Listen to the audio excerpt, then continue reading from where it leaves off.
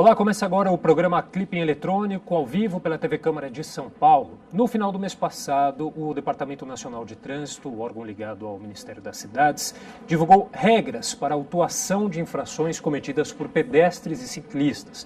Ou seja, agentes de trânsito poderão multar pedestres e ciclistas a partir do ano que vem. Alguns meses antes, o prefeito João Dória sancionou aqui em São Paulo um projeto de lei da Câmara dos Vereadores que cria o Estatuto do Pedestre, com políticas de mobilidade voltadas para quem anda a pé na cidade. Bom, para falar sobre essas questões, o programa de hoje recebe o Ademir Rafael dos Santos, que é presidente da Comissão de Direito de Trânsito da OAB, subseção de São Miguel Paulista e membro da Comissão de Direito Viário da OAB de São Paulo. Também aqui com a gente a Meli Malatesta, urbanista e doutora em mobilidade ativa, o Márcio Henrique Nigro, idealizador da Virada da Mobilidade, e completando a nossa mesa, o Alexandre Moreira, que é arquiteto e urbanista e representante da Associação Cidade a Pé. Você que está nos assistindo também pode participar aqui do debate, enviando a sua pergunta, a sua sugestão para a gente, através do telefone 3396-4944 ou ainda em nossa transmissão ao vivo no Facebook. Senhores, queria agradecer já desde o início a participação aqui de vocês, a presença. Um prazer. E eu queria fazer um lembrete aqui que nós chamamos alguns órgãos aqui para participar, a Secretaria Municipal do Transporte, a CET e o DETRAN. Todos eles foram convidados para participar do debate, mas não puderam comparecer, né? E preferiram aí não comentar o assunto. Só a Secretaria Municipal do Transporte que enviou uma nota para a gente, ressaltando que analisa a forma de plantar a autuação de pedestres e ciclistas que desrespeitam o Código de Trânsito brasileiro. E diz também que é importante ressaltar que a possibilidade de autuação de pedestres e ciclistas por desrespeitos ao Código de Trânsito brasileiro não exime os condutores da obrigação de resguardar o princípio básico da legislação brasileira de trânsito de prioridade à segurança do pedestre. Senhores, duas questões aí colocadas na abertura desse programa. O Estatuto do Pedestre, sancionado pelo prefeito João Dória, uma dessas medidas, e a outra, a multa, né, aí para pedestres e ciclistas. Eu queria que cada um de vocês fizesse uma análise dessas medidas. A gente pode começar pelo Ademir. Legal.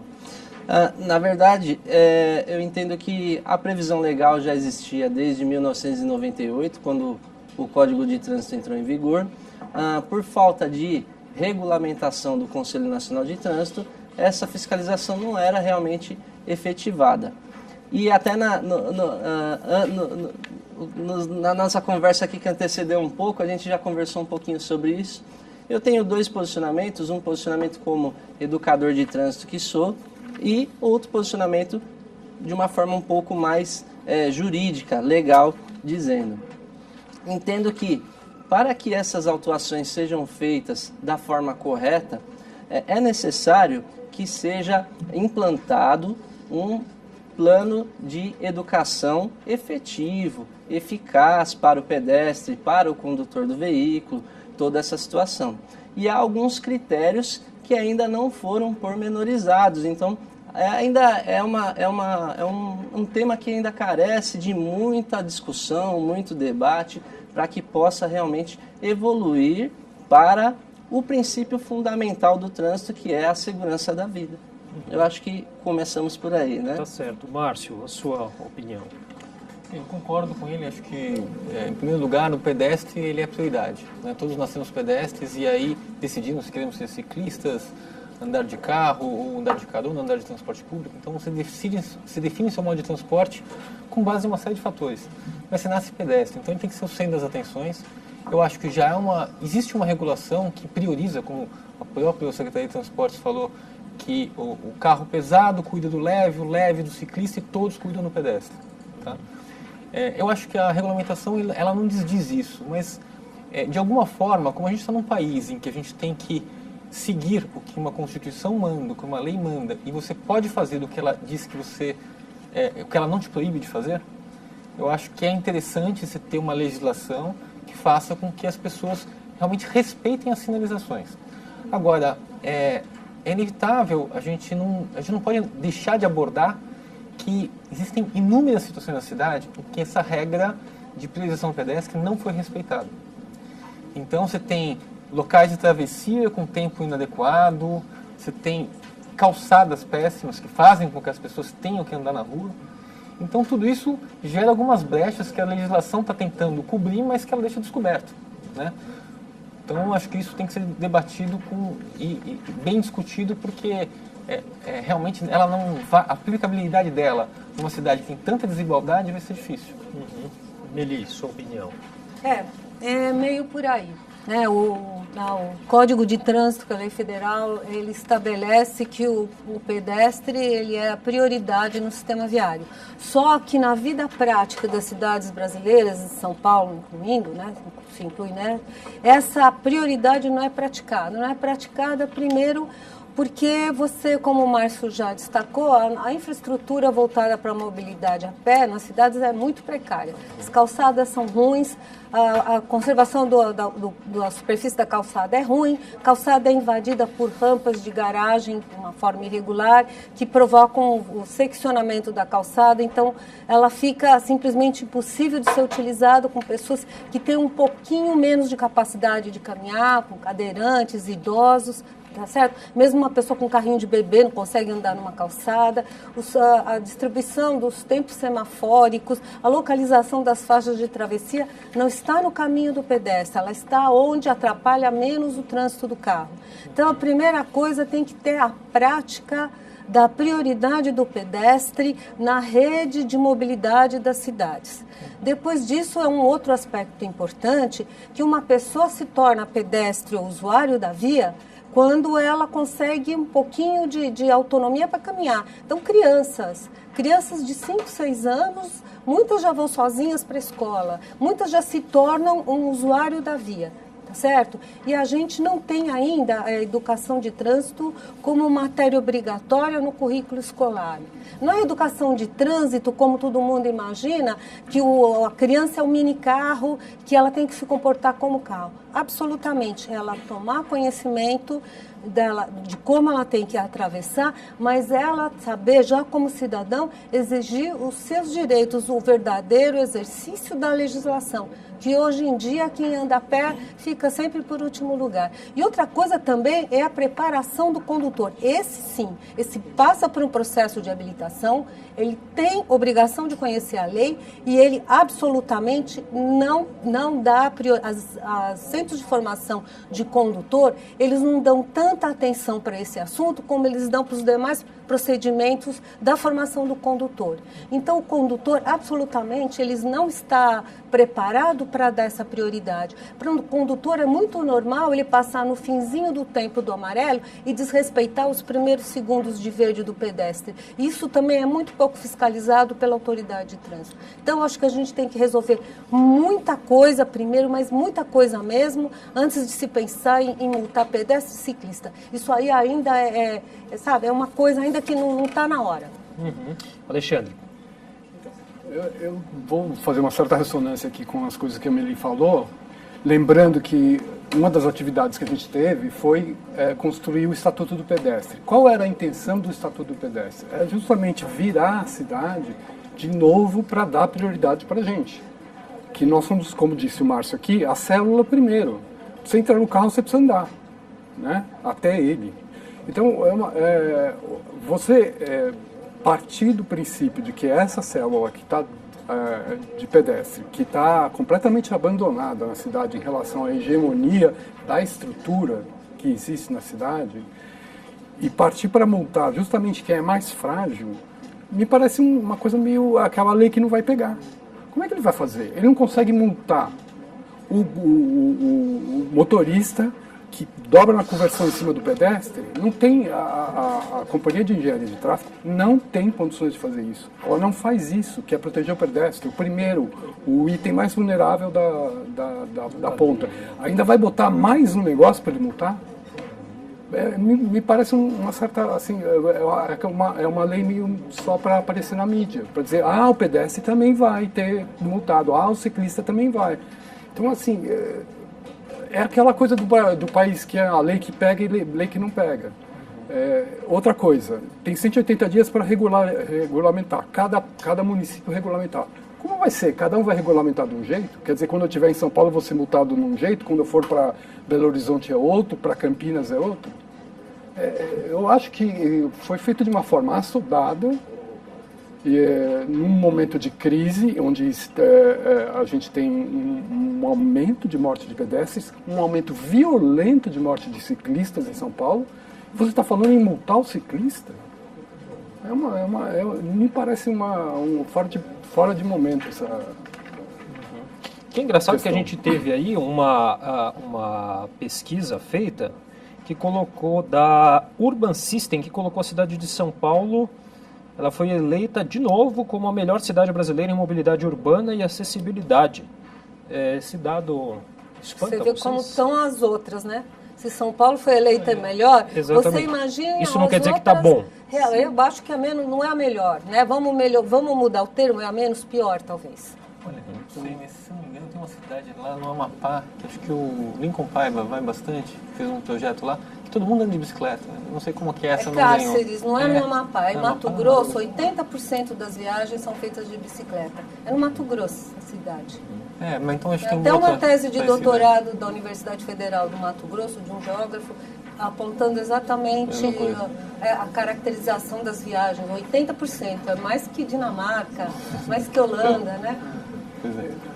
É estranho, parece que é um dado em relação ao mundo, é isso? Não, é um dado das cidades brasileiras. Mais de X mil habitantes, deve ter sido alguns. Porque com a quantidade de habitantes, tudo isso é muito variável. Sim. Eu creio que essa situação, a estatística, ela maqueia um pouco também, né? Porque, na verdade, se for ver, São Paulo, ela foi pioneira em criar um órgão municipal de trânsito, né? Então, um órgão executivo municipal de trânsito, aqui no município de São Paulo, ele foi pioneiro nisso. E então, talvez estejamos à frente em alguma coisa no papel, mas na prática também realmente é aquilo que falta muito. O tamanho da rede cicloviária realmente fez muita diferença. Sim, melhorou bastante, mas ainda falta bastante também. E eu entendo o seguinte também, o que o colega falou sobre o Estatuto do Pedestre. Se fosse respeitado o próprio Código de Trânsito, não seria nem necessário a criação de um estatuto. Porque o Código de Trânsito é claro sobre as situações de proteção do pedestre e, ao mesmo tempo, da responsabilidade do pedestre. Então, nós havíamos até conversado um pouquinho... Mas o estatuto não foi só isso, não. Pode falar. Eu queria primeiro fazer... O órgão de trânsito, infelizmente, não é responsável pelas calçadas. Sim. Nem aqui em São Paulo e que eu saiba em nenhuma cidade brasileira. Esse aí é o grande problema. O órgão de trânsito, sim, é responsável pela colocação das travessias e a semaforização, ou seja, a divisão de tempo. Sim. Agora, geralmente as calçadas, ela sempre é atribuição de um outro órgão da prefeitura.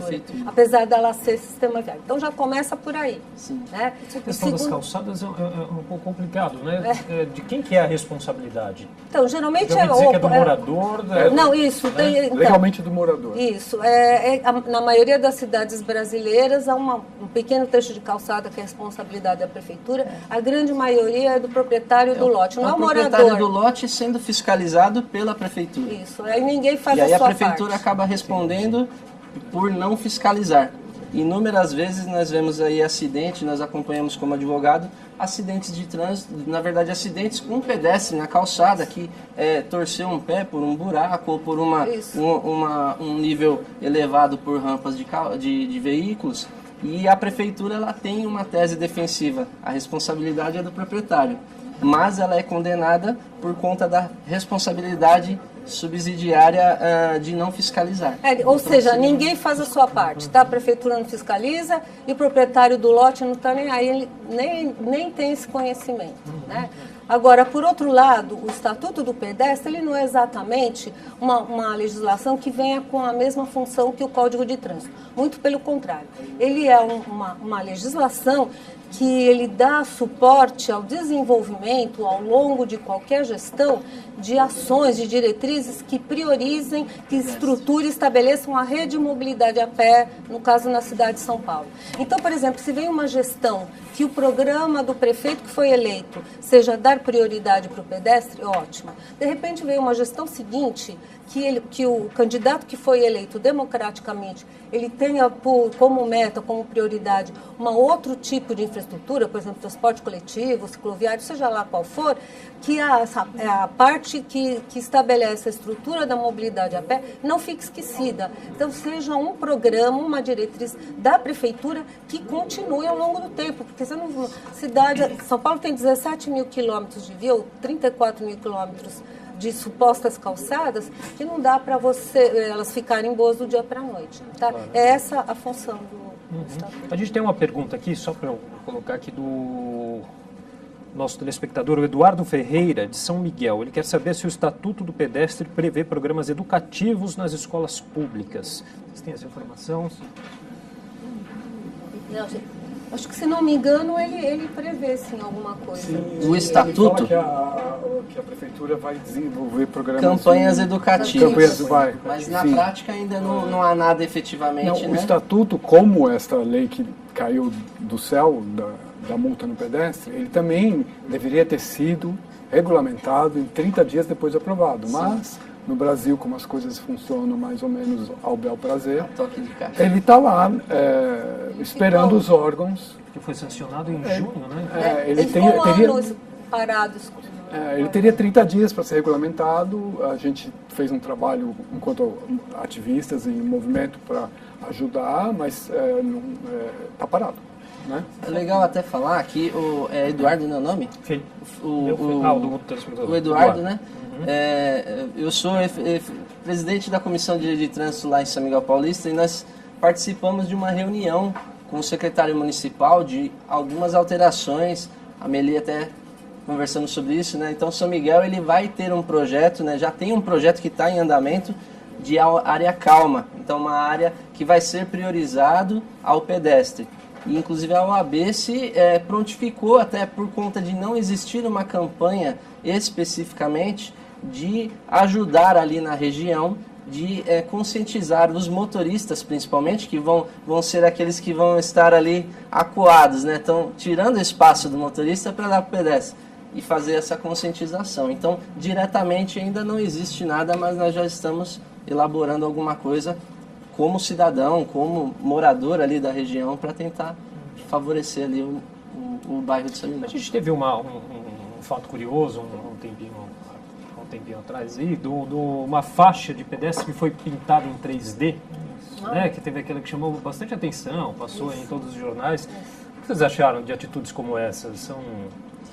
São situações por vocês? Eu acho que tudo que chama atenção para o pedestre e para o motorista tomar cuidado, estava lendo, desde que não confunda mais do que... Olha, eu tenho uma notícia que é... Se não me engano, uma cidade interior de São Paulo. Sim, foi interior. E o interior de São Paulo, interior de Goiás, eu acho. Se eu não me engano, o CONTRAN está analisando, ela está entrando como projeto piloto para ver o efeito dela. Sim. Porque há um posicionamento muito controverso. Muita gente acha que o motorista vai se assustar, vai frear, vai provocar acidente. Também. E a gente precisa saber, porque ela apareceu, para mim, apareceu como uma coisa que alguém experimentou até fora do Brasil, no Paquistão, eu não me lembro. Começou fora do Brasil. A gente tentou esse ano implantar isso. E achar que isso vai resolver o problema da prioridade do pedestre. Eu não sei quanto tempo ela vai durar. Que se ela, com o tempo ela vai sujar, vai desgastar, e o motorista saber que aquilo é uma ilusão ótica, ele não vai dar bola. Então, acho que só mesmo ela entrando, se for o caso, ela entrar como projeto piloto durante um tempo, ser avaliado a eficácia dela, se é eficaz ou não. Você ia falar, tentaram implantar? A gente esse ano, na Virada da Mobilidade, tentou fazer naquela faixa transversal da Maria Antônia, ali, né, perto do Mackenzie ali. Então tem uma faixa transversal que as pessoas têm medo, mesmo porque o tempo semafórico é curto, as pessoas têm medo de passar ali. Então a gente tentou fazer um grande penhasco pintado no chão, conseguimos um patrocínio de tinta, tudo, mas o CONTRAN não permitia, a gente descobriu isso, né, depois que já tinha todo o patrocínio para pintar a faixa, junto com o IVM, mas que seria um negócio que valorizaria a ação da travessia. Eu acho que é interessante porque tem um lado educativo aí, né? Imagina as pessoas postarem uma foto, estou numa faixa aqui, estou no meio da Maria Antônia, aqui tem a foto de um precipício. Chama atenção para o Você chama atenção para o fato da travessia, a valorização do pedestre. Eu acho que, por exemplo, muita gente no começo, não sei se vocês lembram, reclamavam daquela ciclofaixa de lazer do fim de semana, devia ser fixa. Mas aquilo mudou um pouco, já é empatia, né? O motorista larga o carro no fim de semana e vai com o filho naquela faixa e aí percebe que a proximidade do carro, que não é o dele, incomoda. Dia seguinte ele muda de posição. Então eu acho que a questão da empatia, as pessoas se colocarem no lugar do outro, ela faz toda a diferença no trânsito. Eu não sei, e aí eu vou lançar uma pergunta para vocês dois aí, já que é um debate, né? Então Claro, vamos lá. fique à vontade. Porque assim, eu sou a favor até da regulamentação, eu acho difícil aplicar, porque tem inúmeras situações no país que nos diferem da Bélgica e da Holanda. Tá?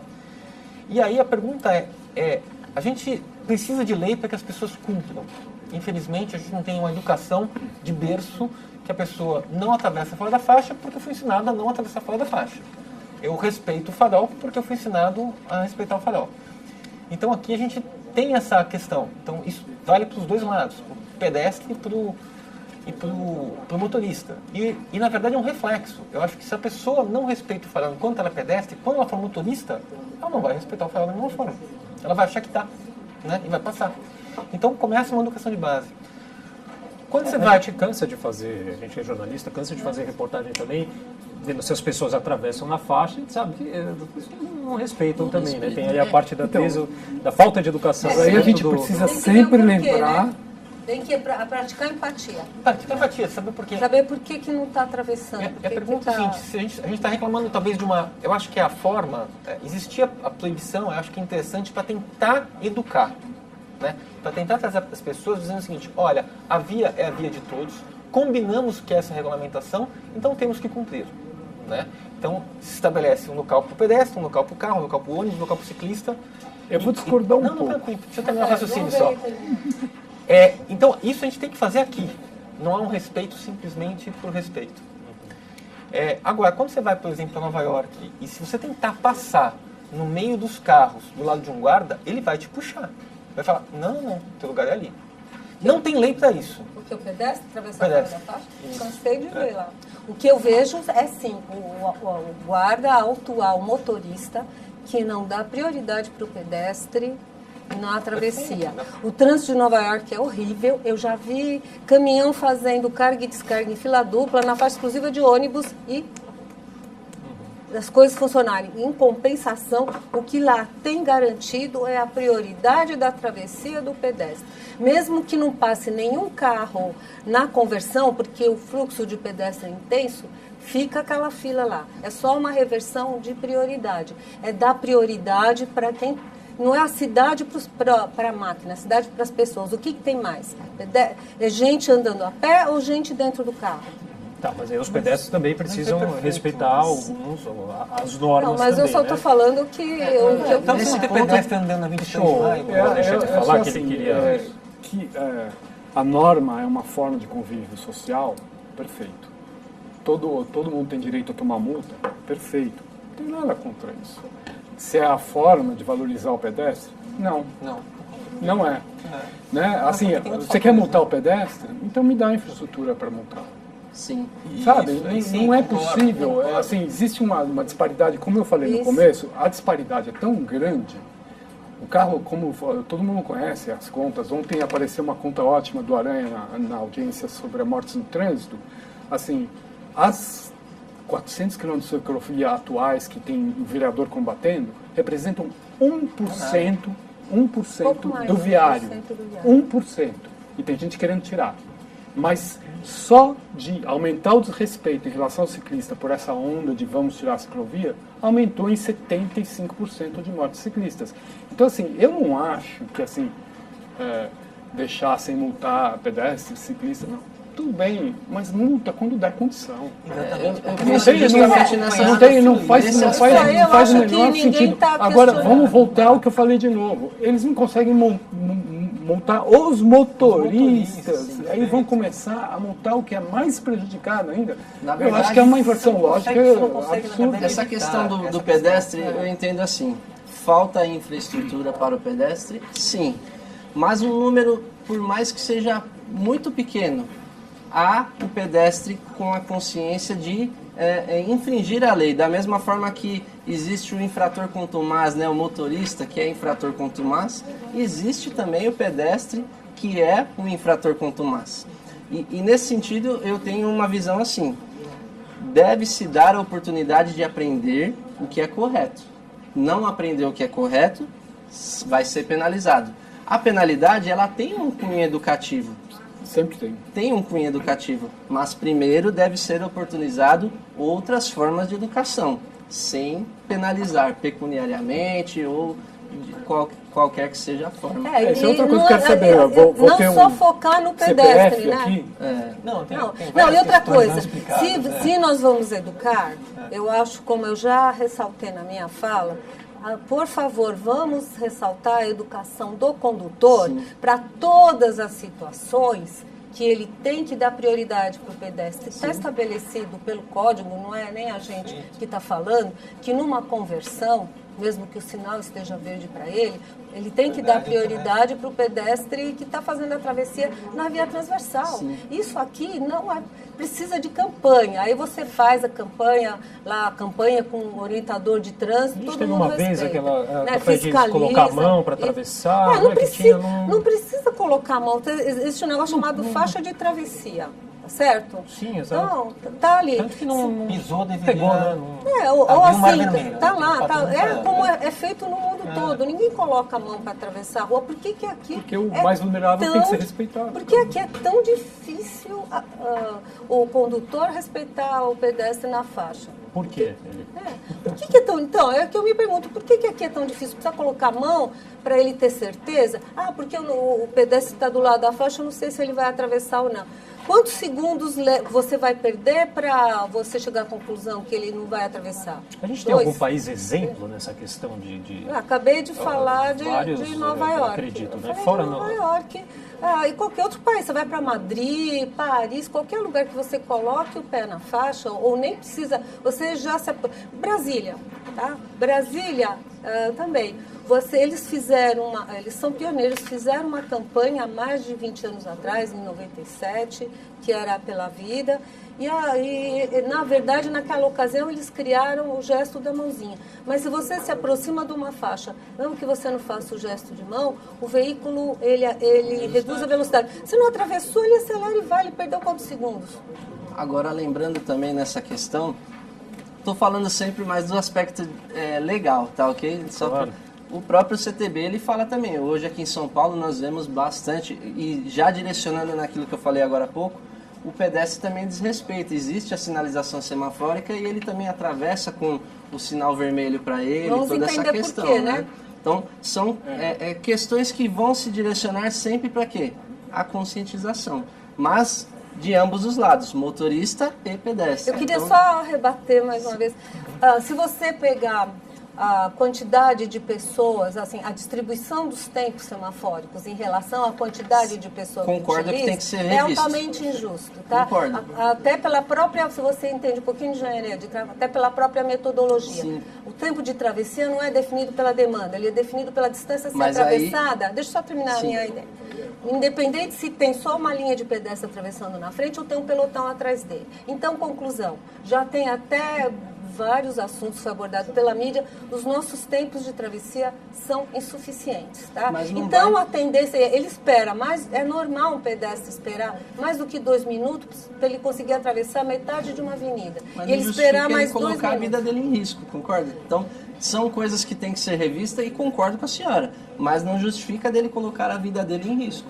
Agora, o órgão, por sua vez, ele tem que apreciar os 3 princípios básicos lá do CTB, dentre eles é o da prioridade à vida. Então, o órgão tem que analisar isso com mais carinho, realmente, mas não justifica a conduta de um pedestre. Não é questão de carinho, é questão de obrigação. Não é justifica carinho, ninguém dessa está fazendo atravessar favor. a É faixa uma questão que a gente tem que observar com cuidado. Nós estamos vendo uma disputa na cidade. Sim. Não é que ele está botando a vida em risco, ele está tentando viver nessa cidade. Exatamente. Você tem que entender que o que nós temos é uma hegemonia a um nível tão alto para o carro que a saída para o pedestre é colocar a vida em risco. Ele não está colocando a vida em risco porque ele gosta de colocar a vida em risco. Porque não pode ser possível, não é possível que para atravessar 20 metros eu leve 10 minutos. Não é possível, que é o que acontece às vezes. você tem um trecho? Tem trechos que você tem pelotão, se você for ver, se você não avançar, tem coisas muito engraçadas. Eu costumo correr no Ibirapuera de vez em quando. Tem uma conversão numa rua lá em frente a Manequim Lopes. Se eu não correr, eu correr. Se eu for um cadeirante, então eu atravesso até aquela ilha do meio que é ridículo. O idoso, pra não depois precisa nem ser fica cadeirante, o idoso. E outro dia eu fui, a lei é, se eu ponho o pé na faixa, mesmo quando tá piscante, é minha prioridade. O cara veio pra cima de mim, quase me atropelou e eu dei um tapão no carro. Infelizmente eu perdi a cabeça e dei um tapão no carro. Aí continuei, meu carro. O cara, o apressadinho, teve a paciência de dar a volta no quarteirão e vir dar uma bronca. As pessoas estão... Quer dizer, você percebe que o que você está me falando não é que estou botando a vida em risco. Não, mas É aí- que existe uma soberba do carro em Quem está relação dentro do carro, ele acha a que ele é tudo. cidadão Nessa de primeira parte cabe categoria. mais a fiscalização. Então, eu, não é que eu sou contra carro, eu dirijo também. Quantas interseções sinalizadas educação. com faixa de pedestre tem na cidade? Deixa eu aproveitar aqui e ler alguns Quantas? comentários É, de alguns eu acho. participantes que enviaram aqui pra gente, para acrescentar no nosso debate aqui. O Júlio Andrade, que diz o seguinte: como querem multar pedestres, ciclistas e condutores se o Estado não dá suporte à infraestrutura para evitar acidentes exatamente. e tragédias, carros Exatamente. desviam de buracos e causam acidentes, calçadas regulares, etc. Tenho também aqui da Luciana Aparecida de Souza. Vamos primeiramente educar a todos e dar condições nas vias para que motoristas, ciclistas e pedestres possam realizar seu trajeto com segurança, respeitar para ser respeitado, multas não vão resolver, educação é a solução. Aqui é a opinião da Luciana. Tem mais gente aqui comentando. O Alexandre Rodrigues: o cidadão é mal educado a pé, de carro, de bicicleta. O problema é a falta de educação do cidadão. O Pedro Borelli: o pedestre quando erra, morre. O motorista quando erra, mata. E só para completar aqui, o Danilo Bortolotti: o problema é que não tem ensino de mobilidade urbana nas escolas. Enfim, o pessoal participando bastante. É bacana, Tem que ser de base, os posicionamentos são todos Comunicação, acho. Muito corretos. pertinentes. Então, mas o certo aqui era que a gente tivesse esse ensino da empatia antes de partir para o punitivismo. Porque o pedestre, se você for olhar, ele já é punido pela estrutura da cidade. Ele é punido. Ele tem que esperar mais para atravessar. Ele não tem calçada. Se tem um furo na calçada, não vem correndo como fazem na via de carro, tapar para o carro, para não interromper o trânsito. O buraco da calçada fica lá, às vezes anos.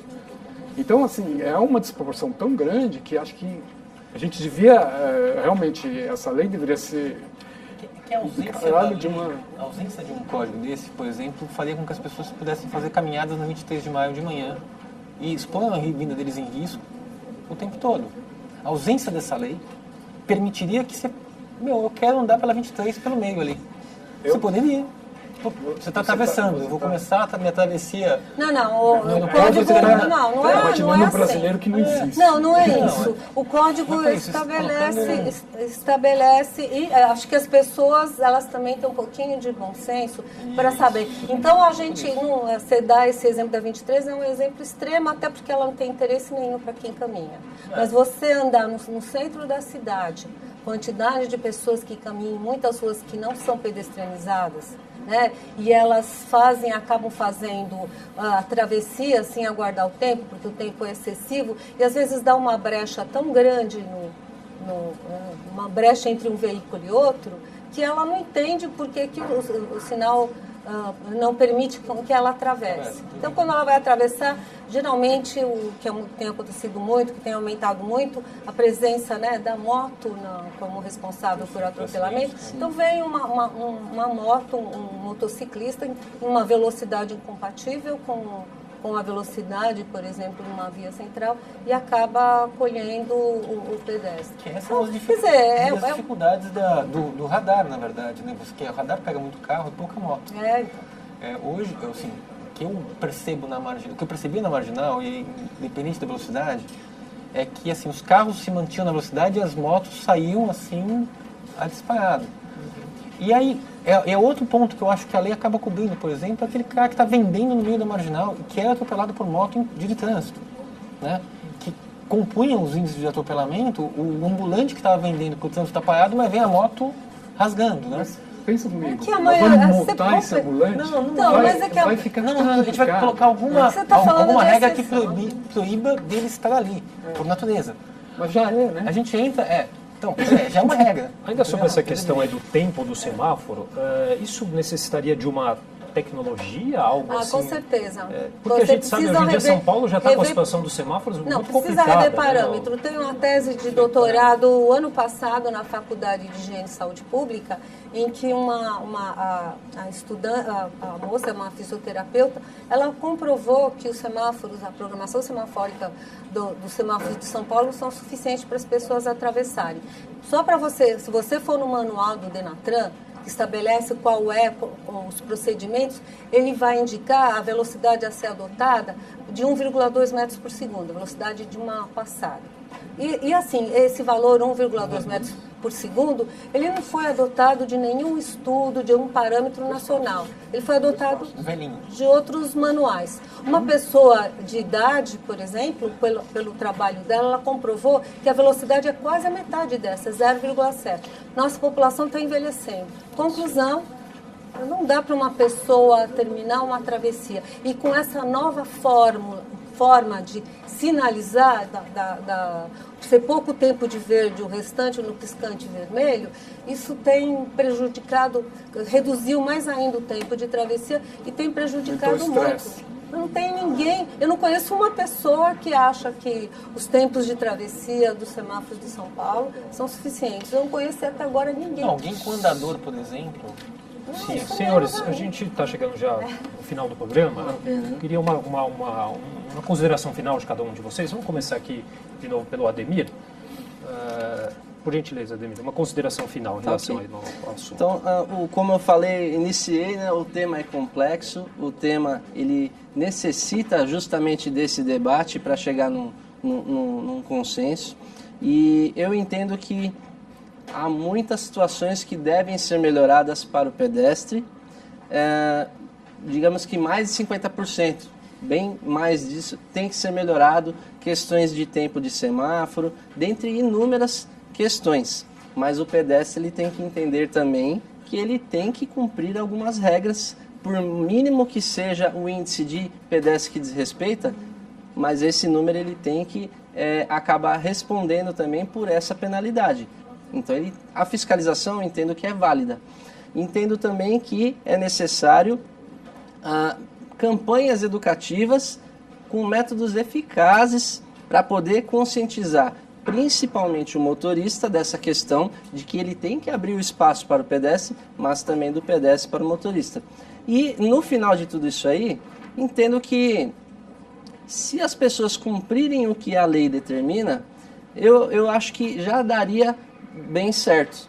Então, apesar do tempo do semáforo não ser o correto, se o pedestre iniciou e o semáforo abriu para o veículo, o condutor entende que tem que esperar.